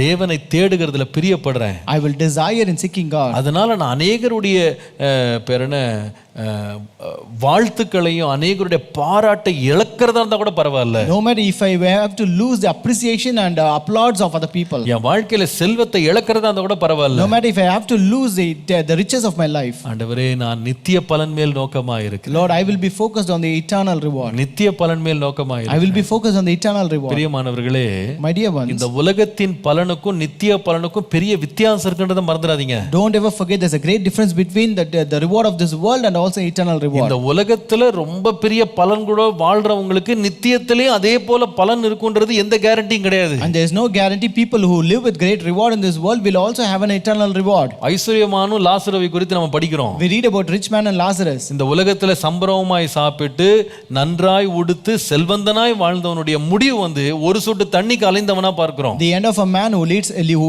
ate sumptuously in this world and lived very happily, but he was asking for one drop of water. அவனுடைய நோக்கங்கள் உலகத்தோட முடிஞ்சிருச்சு. His all intentions, its all purposes ended with this world. நித்தியத்துக்காக ஒண்ணுமே அவன் சேர்த்து வைக்கல. He did not store up anything for eternity. ஆனா வாழ்நாளெல்லாம் பிச்சைக்காரனா வாழ்ந்து கொண்டிருந்தவனை வந்து ஆண்டவர் ஆபிரகாமின் மடியில போய் தேற்றி கொண்டிருந்தாரு. But the one who lived as a beggar all through his life in this world, there he was in the bosom of Abraham. கர்த்தருடைய நாமத்துக்கு மகிமை உண்டாவதாக. Glory be to the name of the Lord. பரிசுத்தமானின் வழியை கர்த்தர் காக்கிறார் அப்படின்னா அவன் எப்படிப்பட்டவனா இருக்கிறானா, அனித்தியமான பலன்களுக்காக, தற்காலிகமான பணத்துக்காக அவன் வந்து ஓடுறவனா இருக்கவே மாட்டான். When you say the Lord preserves the way of his saints, it means that he will not be focused on the temporal rewards of this world. நிறைய வேளை இதுதானே நம்முடைய வாழ்க்கையை படாத பாடுபடுத்துது. Many times only this is troubling our life very much. இந்த உலகம் கொடுக்கிற புகழ், இந்த உலகத்துல இருந்து வர்ற பணம், நமக்கு இருக்கிற கொஞ்சம் பிரதிபலன், இதுதானே நம்ம இருதயம் அப்பப்போ திரும்பிடுது. The name and the fame that we get in this world, the riches and the money that we get in this world, that is what actually turns away from the Lord. அதுதானே நம்ம கண்ணுக்கு பெருசா தெரியுது. That appears to be great before our eyes. இதை எப்படிங்க miss பண்றது? How can I miss this? இதை எப்படி வேணான்னு சொல்றது? How can I refuse it? இதை எப்படி நம்ம விட்டு கொடுக்கிறது? How can I yield it? இதெல்லாம் கிடைக்குமா, சும்மா கிடைக்குமா? Will I get it free? வர்றதை எதுக்கு வேணாம்னு சொல்றது? Why should I say no to the வா one which தேடி வருது. it comes seeking me? இதுல சோதனையில சிக்கனவங்க நிறைய பேர் இருக்காங்க. There are many people are caught in such temptations. வேதம் முழுவதும் நீங்க படிக்கலாம். You can read the entire Bible. பிலேயா மாத்திரம் இல்ல, Not only Balaam. காயினை குறித்து படிச்சீங்கன்னா இவர் இதே ப்ராப்ளம் தான். Even Cain was also had the same problem. Sorry ஏசாவை பார்த்தா இதே பிரச்சனை தான். Asa also had the same problem. ஒரே ஒரு கப் கூழுக்காக தன்னுடைய சேஷ்ட புத்திர பாகத்தை வித்துட்டான். Just for one cup of gruel he sold his birthright. கொஞ்சம் பணம் தான் அந்த கேயாசியினுடைய கண்களை அடைச்சு போட்டுச்சு. It was little money that blindfolded the eyes of Gehazi. சிமியோனுடைய கண்கள் சீமோனுடைய கண்களை இந்த கொஞ்சம் பணம் தான் அடைச்சு போட்டு பணத்தை வச்சு பரிசுத்தாவின் வரத்தை பெற்றலாம் நினைச்சான். It was little money which blindfolded the eyes of Simon and he thought he can get the Holy Spirit by giving this money. 3 வருஷம் இயேசுவோட இருந்தாங்க. யூதாஸ் 30 வெள்ளிக்காசுக்கு ரட்சகரே காட்டி கொடுக்க துணிஞ்சிட்டான். Judas, who was with Jesus for 3.5 years, just for 30 silver pieces he dared to betray Jesus. நம்முடைய வாழ்க்கையில தற்காலிகமான பலன்களை குறித்து ரொம்ப கேர்ஃபுல்லா இருக்கணும். We should be very careful about temporal rewards in our life. ஆண்டவரே, என் முழு உள்ளத்தோடு உம்மை தேடுவேன். Lord, I will seek you with all my heart. நீர்தான் எனக்கு நித்திய பங்கு. Lord, you are my eternal part. நீர்தான் எனக்கு நித்திய பலன். Lord, you are my eternal reward. உம்மை தேடுவேன். Lord, I will seek you. நான் சொல்லுவேன், இரண்டாவது பாதை ஒன்னு இருக்கு, நம்ம எச்சரிப்பா இருக்க வேண்டிய பாதை. I tell you the second path we should be careful about. அநித்தியமான உலக நன்மைகளுக்காக நான் திரும்ப மாட்டேன். I will not turn towards the temporal rewards of the world. நீதிமானுடைய பாதை அப்படிதான் இருக்கும். That is how the way of a saint would be. ஒரு பரிசுத்தவானுடைய பாதை அப்படிதான் இருக்கும். The way of a righteous and saint would be so. நான் சொல்லுவேன், நம்முடைய பாதைகள் மேல் கர்த்தருடைய பாதுகாப்பு இருக்க வேண்டுமா? I tell you, if you need the protection of the Lord on your way, இந்த ரெண்டு பாதைகளை குறித்து நம்ம எச்சரிப்பா இருக்கணும். we should be careful about these two paths. முதலாவது என்ன? First, காயினுடைய எதிர்த்து நிற்கிற பாதை. the Cain's path which is tainted with resistance. இரண்டாவது பிலேயாமினுடைய தற்காலிகமான பலன்களை தேடி விரைந்து ஓடுகிற பாதை. And second is a way of Balaam which was running behind temporal rewards. மறுபடியுமாக யூதா 1:11 பாருங்க. Let's read Jude 1:11 again. அதிலே காயினுடைய வழி, அப்ப பீலேயாம் விரைந்தோடின வழியை மாத்திரம் பேசாம மூன்றாவது ஒன்று எழுதி இருக்கு. It not only speaks about the way of Cain and also the way of Balaam. கோரா எதிர்த்து பேசின பாவத்திற்குள்ளாகி கெட்டு போனார்கள். And perished in the rebellion of Korah. மூன்றாவது ஒரு பிரச்சனை இருக்கு. The third problem here. ஒரு பாவியனுடைய, ஒரு துன்மார்க்கனுடைய பாதையில இருக்கிற மூன்றாவது ஒரு பிரச்சனை என்னன்னா, அவனுடைய எதிர்த்து நிற்கும் அல்லது முரட்டாட்டம் பண்ணும் ஒரு சுபாவம். The third problem that ungodly will face is the trait of a rebellion. எதிர்த்து பேசுகிற ஒரு துணிச்சல். Trait of rebellion. கர்த்தருடைய நாமத்திற்கு மகிமை உண்டாவதாக. Glory be to the name of the Lord. உங்களுக்கு இந்த கோராகை பத்தி உங்களுக்கு தெரியும் நான் நினைக்கிறேன். I think you can know about this Korah. நீங்கள் என்னாகமம் 16ஆம் அதிகாரத்துக்கு வருவீர்களா? ஆனா அந்த சம்பவம் எழுதப்பட்டிருக்கு. If you come to number 16, this incident is written here. இந்த கோராகு யாரு?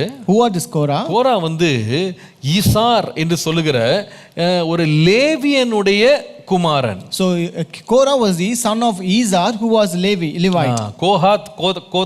கோதாத் என்று சொல்லுகிறவனுடைய குமாரன் அவன். So he was the son of Kohath of the tribe of Levi. இவங்க எல்லாரும் யாருன்னா லேவி புத்திரர். They all from Levites. இன்னொரு விதமாய் சொன்னால் ஆரோன் மோசே எந்த கோத்திரத்திலிருந்து வந்தாங்களோ அதே கோத்திரத்தை சேர்ந்தவங்க தான் இந்த கோரா. In other words, they also belong to the same tribe in whom Moses and Aaron belonged to. ஆனால் அவன் ஒரு குற்றச்சாட்டை மோசேக்கும் ஆரோனுக்கு விரோதமாய் கொண்டு வருகிறான். But they brought an accusation against Moses and Aaron. நீங்க என்ன பண்றீங்கன்னா, உங்களை நீங்க எங்களை காட்டிலும் உயர்த்துறீங்க. They say that you exalt yourself above all.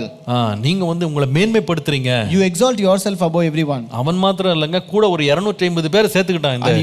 இந்த முரட்டாட்டம் பண்றதுல ஒரு கலகம் பண்றதுக்கு 250 பேரை சேர்த்துக்கிட்டான். And he was not alone in this. He gathered around 250 other men to challenge and accuse and bring a rebellion. நான் நினைக்கிறேன் கோரா என்ன நினைச்சிட்டான்னா, இந்த மோசேயை விட ஆரோனை விட என்னால இன்னும் சிறந்த தலைவனா இருக்க முடியும். So Korah thought I could be a better leader than this Moses and Aaron.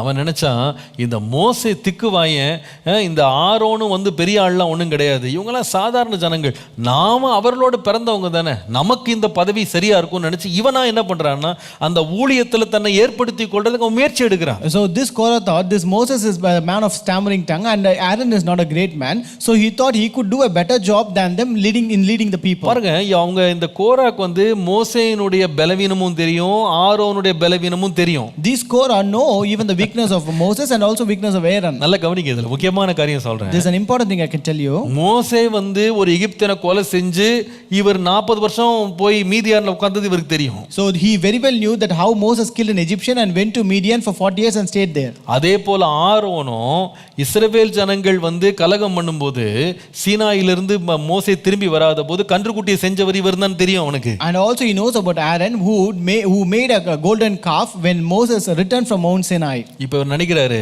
Now he thought, இவனுக்கு என்ன தகுதி இருக்கு, what இவனுங்களே வந்து இவ்வளவு ஜனத்தை நடத்த முடியும், எனக்கு நடத்த முடியாதா? So when they can lead such kind of people, will I not be able to lead people? நான் வந்து இந்த இடத்துக்கு ஏறுவேன். So I will rise up to this position. அவர் என்ன நினைச்சிட்டாருன்னு சொன்னா, What did he think? இந்த ஊழியத்துக்கு ஏற்படுறது அப்படின்றது தன்னுடைய மனதுல தன்னுடைய கணிப்புல அவரா தீர்மானம் எடுத்து ஒரு மனுஷன் மேல எழும்புறது அவர் நினைச்சிட்டான். So he thought being appointed for a divine ministry is just a self determination or self decision which a man takes up to come to that place. அவனுக்கு ஒண்ணு புரியல, இந்த கனமான ஊழியத்திற்கு ஒருவனும் தானா ஏற்படுகிறது இல்லை. So he did not understand that no person is made or appointed for this divine ministry by himself. தானாக ஏற்பட முடியாது. They cannot come by himself. கர்த்தர் அழைக்கணும். God should call him. கர்த்தர் தெரிந்தெடுக்கணும். God should choose him. கர்த்தர் பெயர் சொல்லி அழைத்து தான் வைக்கிறார் அந்த இடத்துல. So it is only God calls him by his name and appoints him there. மோசே ஆரோனியும் பாருங்க, Look at Moses and Aaron. இவங்க ஊழியத்துக்கு தேடி போல. They did not come seeking the ministry. ஆண்டவர் அவர்களை தேடி வந்தார். God came seeking them. மோசே ஆண்டவர் வந்து மீதியான்ல தேடி வந்தார். God came seeking Moses in Midian.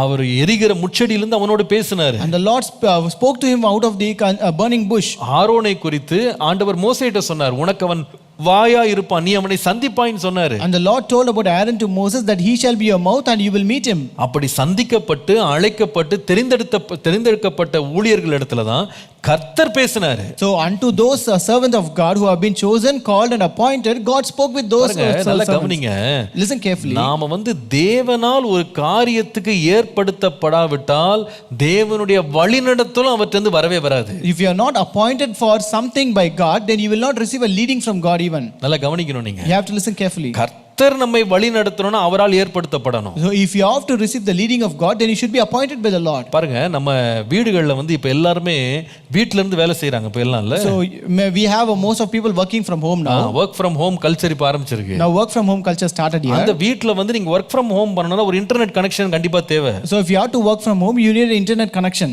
பாருங்க, ஒரே கனெக்ஷன் தான். It is one connection. அந்த கனெக்ஷன்ல தான் உங்க பையனும் வேலை செய்றாரு, உங்க பொண்ணு வேலை செய்யுது, நீங்களும் வந்து யூடியூப் பாக்குறீங்க, உங்க பிள்ளைகளும் வந்து ஸ்கூல்ல வந்து அவங்க பாடம் படிச்சிட்டு இருக்காங்க. So it is one connection, but using that connection, your son and daughter are working, you are also watching videos on YouTube, and your children are also studying online classes. உங்க வீட்ல கனெக்ஷன் இருக்கிறதுனால உங்க பையன் வந்து வேலை செய்யற வேலையில நீங்க கேக்குற கேள்விக்கு அந்த எஜமான் வந்து பதில் சொல்ல மாட்டாரு. So it's just because he is working in one connection, it doesn't mean that his master had to answer your questions. அவருடைய பாஸ் உங்ககிட்ட பேச மாட்டாரு. His boss will not speak with you. அவர் சொல்ல, நீங்க யாருங்க? He says, who are you? இல்ல நான் இந்த கனெக்ஷன் நான் வச்சிருக்கேன். I have this connection. நான் தாங்க காசு கட்டறேன் இந்த I am connection. the one who is paying bill for this நீங்க connection. சொல்லுங்க, நான் இத செய்றேன். So you tell me what I am supposed to do. அவர் சொல்வாரு, you are not appointed by me. என்னால் நீ ஏற்படுத்தப்படல. He will tell you, you are not appointed by me. யார் appointment வாங்குனாங்களோ அவங்ககிட்ட தான் நாங்க பேசுவோம். We will speak to the one who has received this appointment. அவர்களுக்கு தான் நாங்க வழி நடத்துவோம். And we will lead only those people. அவர்களுக்கு தான் செய்ய வேண்டியதை செய்ய சொல்லுவோம். And we will ask them to do what we are supposed to do. ஆண்டவர் அதே போல தான். God is also same. 6 லட்சம் புருஷர் இருந்தாங்க. There were 6 lakh people. கர்த்தர் அதுல 2 பேர் அழைக்கிறாரு. But God calls 2 among them. தெரிந்தெடுக்கிறாரு. God chooses them. ஊழியத்தை கொடுக்கிறாரு. God gives them அவர்களுடைய ministries. கற்பனைகளை கொடுக்கிறாரு. God gives them commandments. அவர்களோடு முகமுகமாய் பேசுறாரு. God speaks with them face to அவர்கள் face. கைகளிலே அற்புதங்களை அடையாளங்களை கர்த்தர் செய்றாரு. God does some miracles and wonders through them. ஆனா கோரா நினைக்கிறாரு, But Korah thought, நம்மளும் அதே வம்சம் தானே, அதே கோத்திரம் தானே, I also belong to the same tribe. நானும் லேவியன் தானே, I am also a Levite. அவங்ககிட்ட நடத்துறவர் என்ன நடத்த மாட்டாரா? When God can lead them, why don't he lead me? அவங்க செய்யற வேலையை நான் செய்ய முடியாதா? Will I not be able to do what they are doing? அவங்க எத்தனையோ விழுகைகள் அவங்க லைஃப்ல இருக்கு. They have many downfalls in their life. அவங்க வாழ்க்கையில எத்தனையோ குறைகள் இருக்கு. They have many faults in their life. அந்த மாதிரிலாம் நான் குற்றம் செய்யல. I did not commit such kind of sins. என் மேல எந்த பழியும் கிடையாது. There is no blame upon me. அவர்களை விட நான் ரொம்ப தகுதி உள்ளவன். I am more eligible than them. அவர் இப்படி நினைச்சாரு. He thought so. ஆனா கோரா குணம் மறந்துட்டாரு. But Korah forgot something. ஒரு மனுஷனுடைய தகுதி அவனாலே வர்றதில்ல, அவனை தகுதிப்படுத்துகிற ஒரு தேவன் ஒருத்தர் இருக்கிறாரு. So qualification eligibility is not done by himself, but the Lord who qualifies a person. Hallelujah. Hallelujah. அதான் ஒரு பரிசுத்தவான் இப்படி சொன்னாரு, That's why a saint said, God does not call the qualified, he qualifies the called ன்னு சொன்னாரு. அதாவது தேவன் தகுதி உள்ளவன் அழைக்கிறது இல்லையா, அழைத்தவன தேவன் தகுதிப்படுத்துகிறாராம். தகுதி உள்ளவன் அழைக்கிறது இல்ல, God does not call the qualified. அழைத்தவனை தகுதிப்படுத்துகிறார். He qualifies the called. அதனாலதான் பவுல் சொல்லுவாரு, That's why Paul says, ஒரு ஊழியக்காரன் விழுந்தாலும் எழுந்தாலும் அவன் கர்த்தர்ட்ட கணக்கு கொடுக்கணும். so even if a servant of God, he falls or rise up, he is accountable to God. அவனை நியாயம் தீர்க்கிறதுக்கு உங்ககிட்ட அதிகாரம் இல்லப்பா. You don't have authority to judge him. அவன் விழுந்தாலும் 70 முறை விழுந்தாலும் தூக்கி நிறுத்த கர்த்தர் வல்லவர். Though he falls 70 times, the Lord is able to raise him up. இந்த கோராகு இதை ஒரு காரணமா பயன்படுத்தி 250 பேரை கூட்டுக்கிட்டு ரிபெல்லியன்ல எழும்புறாரு. Korah knew this as a reason, took this as a reason and gathered 25 people in a rebellion against him. கர்த்தர் ஏற்படுத்தின அந்த தலைவனுக்கு விரோதமாக எழும்பினானே. He rose up against the leader that the Lord appointed. முடிவு என்ன தெரியுமா? And what was the end of it? அவனுடைய வழி செம்மையான வழியா இல்ல, அவன் வழி கெட்டுப்போன வழியா மாறினது. His way was not a good way, right way, but it was a அவனுடைய destruction. தீர்மானம் நன்மையாக ஆசீர்வாதமாக முடியல, அவனுக்கும் அவனுடைய குடும்பத்திற்கும் மிகப்பெரிய சீரழிவை கொண்டு வந்தது. His decision did not end right, but it brought a great destruction to his family. நம்ம ஒவ்வொரு வாழ்க்கையிலும் கர்த்தர் சில அதிகாரங்களை வைத்திருக்கிறார். God has set an authority in our life. நான் சொல்லுவேன், கர்த்தர் நம்முடைய பெற்றோரை நமக்கு அதிகாரிகளை வைத்திருக்கிறார். God has set our parents as heads or leaders for us. நீ நன்றாயிருப்பதற்கும் உன் வாழ்நாள் நீடித்திருப்பதற்கும் உன் தகப்பனையும் தாயினை கனம் பண்ணுன்னு போட்டிருக்கு. It is written, honor your father and mother, that you may be well in your life and also that you prolong your life. கர்த்தர் நம்முடைய வாழ்க்கையில எஜமான்களை கொடுத்திருக்கிறார். The Lord has given masters in our life. வேதம் சொல்லுகிறது, நீங்க மனுஷருக்கென்று நீங்க செய்யாம உங்க எஜமான்களுக்கு செய்யறத கர்த்தருக்கென்றே நீங்க செய்யுங்க. The Bible says, when you do to your masters, do not do as if you do to men, but do as if you do to God. ஆண்டவர் நமக்கு அரசாங்கம் ஒரு அதிகாரியை கர்த்தர் மேல வச்சிருக்கிறாரு. God has given a government as an head above us. Pavul சொல்லுவாரு, அவர்கள் கர்த்தரால் ஏற்படுத்தப்பட்டிருக்கிறபடியால் நீங்கள் அவர்களுக்கு பயந்து அவர்களுக்கு கீழ்ப்படிந்து அடங்குங்கள்னு போட்டிருக்கு. Paul says, since they are appointed by the Lord, you have to be submissive and obey their commands. சபையிலே தேவன் ஆவிக்குரிய தலைவர்களை வைத்திருக்கிறாரு. The Lord has set spiritual leaders in the church. நீங்க அவர்களுக்கு கீழ்ப்படிந்திருங்க. You should be obedient to them. ஒரு பரிசுத்தவானுடைய பாதை எப்படிப்பட்ட பாதை? How is the path of a saint? முரட்டாட்டம் பண்ணுகிறவன் அல்ல, He will not be rebellious. கலகம் பண்ணுகிறவன் அல்ல, He will not always the rebel. எதிர்த்து நிற்கிறவன் அல்ல. Not resisting always. நான் சொல்லுவேன், ஆண்டவரே எனக்கு அந்த ஒரு தாழ்மையை தாரும். Lord, give me a heart of humble. அதிகாரங்களுக்கு முன்பாக என்னை தாழ்த்த கிருபை தாரும். Lord, give me grace to humble myself before. பணிந்த ஆவி எனக்கு தாரும். Lord, give me a அந்த ஒரு பாதை, அந்த ஒரு ஆவி ஒரு மனுஷனுக்குள்ளே, ஒரு பரிசுத்தவான்களுக்குள்ளே இருக்குமானால் கர்த்தர் அவன் பாதையை பாதுகாப்பார். So when such kind of spirit is present in the man, then the Lord will preserve the ways of that man. நீதிமொழிகள் 2:8 வாசித்தோம், As we read in பரிசுத்தவான்களின் பாதைகளை அவர் பாதுகாக்கிறார். As we read in Proverbs 2:8, he preserves the way of his saints. பரிசுத்தவானின் பாதை என்ன? What is the way of a மூன்று saint? காரியங்களை கவனித்தோம். We saw three things. முதலாவது, பரிசுத்தவானின் பாதை காயினை போல எதிர்த்து நிற்க தடுத்து நிறுத்துகிற ஒரு பாதை கிடையாது. First, the way of a saint is not a way like Cain, which is tainted with resistance. இரண்டாவது, பரிசுத்தவானின் பாதை பீலையாமை போல தற்காலிகமான மனிதன் கொடுக்கிற பலன்கள் மேல் நோக்கமாயிருந்து அதை பின்பற்றி போகிற பாதை கிடையாது. Second, the way of a saint is not like the way of Balaam, which is focused on temporal rewards and where he run behind the temporal rewards. பரிசுத்தவானின் பாதை என்ன? What is the way of a saint? ஒரு உலக மனுஷனை போல அல்லது கோராகை போல கலகம் பண்ணுகிற ஒரு பாதை கிடையாது. It is not a path which has a trait of rebellion like the worldly people. ஆனால் எப்படிப்பட்ட ஒரு பாதை ஒரு பரிசுத்தவானின் பாதை? But what is the kind of a path of a saint? அவனுடைய வாழ்க்கை தேவனுக்கு தன்னை முழுவதுமாய் அர்ப்பணிக்கிற ஒரு பாதை. Is a life or a path is a path where he commits entirely to the Lord. இரண்டாவது, அவன் தேவனுடைய பலன் மேல் வாஞ்சையாய் இருக்கிற ஒரு பாதை. It is a way where he is more focused upon the eternal reward of God. மூன்றாவது, தன்னை தாழ்த்துகிற ஒரு பாதை. And third, it is a path where he humbles himself. இந்த பரிசுத்தவானின் பாதை நம்ம லைஃப்ல இருக்குமானா, if we have such kind of way in our life, அதை காக்க தேவன் வல்லவர். the Lord is able to preserve அதை it. காக்க உண்மை உள்ளவர். The Lord is faithful to preserve it. ஆண்டவரே, என் வாழ்க்கையில நான் போய்கொண்டிருக்கிற என் திசை, நான் போய்கொண்டிருக்கிற லட்சியங்கள், நான் எடுக்கிற தீர்மானங்கள், என்னுடைய வாஞ்சை எல்லாம் உம்மால் பாதுகாக்கப்பட்டதா இருக்கட்டும் ஆண்டவரேன்னு கேட்போம். This morning, let us pray, the Lord, the decision I take, the destination I choose, and the delight I delight in, Lord, let it be pleasing to you, Lord. ஜெபிப்போமா? Shall we pray? கண்களை மூடி நாம் ஜெபம் Let பண்ணுவோம். us close our eyes and pray. என்னுடைய பாதைகள் உமக்கு பிரியமா இருக்கட்டும் ஆண்டவரே. Lord, let my paths be pleasing to you, Lord. ஹல்லேலூயா. நான் எடுக்கிற ஒவ்வொரு அடியும் உமக்கு முன்பாக ஆண்டவரே அங்கீகரிக்கப்பட்டதா இருக்கட்டும்பா. Lord, let each and every step I take be approved before you, Lord. இந்த காயினுடைய பாதை எனக்கு வேண்டாம். Lord, I don't want this way of Cain. பீலேயாமின் பாதை வேண்டாம். Lord, I don't want the way of Balaam. ஆண்டவரே கோராகு சென்ற பாதை எனக்கு வேண்டாம். Lord, I don't want the way of Korah, Lord. உம்முடைய பாதைகள் என்னை நடத்தும். Lord, lead me in your ways. என் வாழ்க்கை குறித்து கர்த்தர் சொல்லணும். The Lord should say about my life, இது பரிசுத்தவானின் பாதை. it is a way of a saint. பரிசுத்தவானின் பாதை. It is a way of a saint. கர்த்தாவே, Lord, எங்களை முழுவதுமா இந்த காலையில அர்ப்பணிக்கிறோம். Lord, this morning we commit ourselves, Lord. எங்களுடைய ஒவ்வொரு பாதையும் உமக்கு பிரியமான ஒரு பரிசுத்தவானுக்கு எடுத்த ஒரு பாதையாக இருக்க கிருபைத்தா. Lord, give us grace that each and every way that we take be the way of a saint, Lord. ஆண்டவரே, Lord, எங்கள் வழிகளில் நீர் பிரியப்படுவீராக. Lord, let you be pleased in our ways, Lord. எங்களுடைய வழிகள் உம்மால் பாதுகாக்கப்படுவதாக. Lord, let our ways be preserved by you, Lord. முடிவிலே எங்கள் வழிகளுக்கு மிகுந்த பலன் உண்டாவதாக. And at the end, there shall be a great reward to our ways, Lord. தொடர்ந்து எங்களை ஆசீர்வதித்து வழிநடத்தும். Continue to bless us and lead us, Lord. இயேசுவின் நாமத்தில் பிதாவே. In Jesus' name we pray. ஆமென். ஆமென். ஆமென். கர்த்தர் நல்லவர்.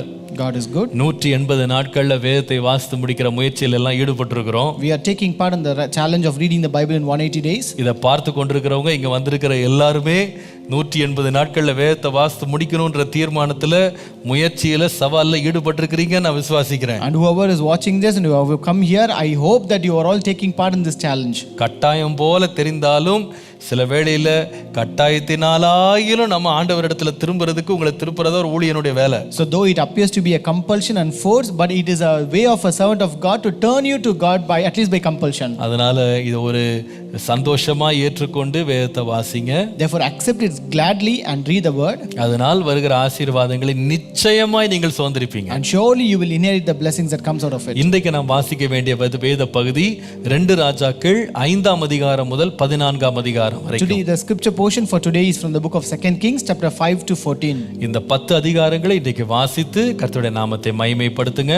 Read the 10 chapters today and glorify the name of the Lord. கர்த்தர் தாமே நமக்கு தொடர்ந்து கிருபை தந்து வழி நடத்துவாராக. May God continue to give his grace and lead us. உங்களுக்கு தெரிந்தவர்கள் அறிமுகமானவர்களுக்கு இதை பற்றி அறிவித்து அவர்களும் இதில் ஈடுபட உற்சாகப்படுத்துங்க. Also share this word to all your familiar people and encourage them to take part in this. கர்த்தர் நம்ம எல்லாரையும் ஆசீர்வதிப்பாராக. May God bless us all. Praise the Lord. Praise the Lord.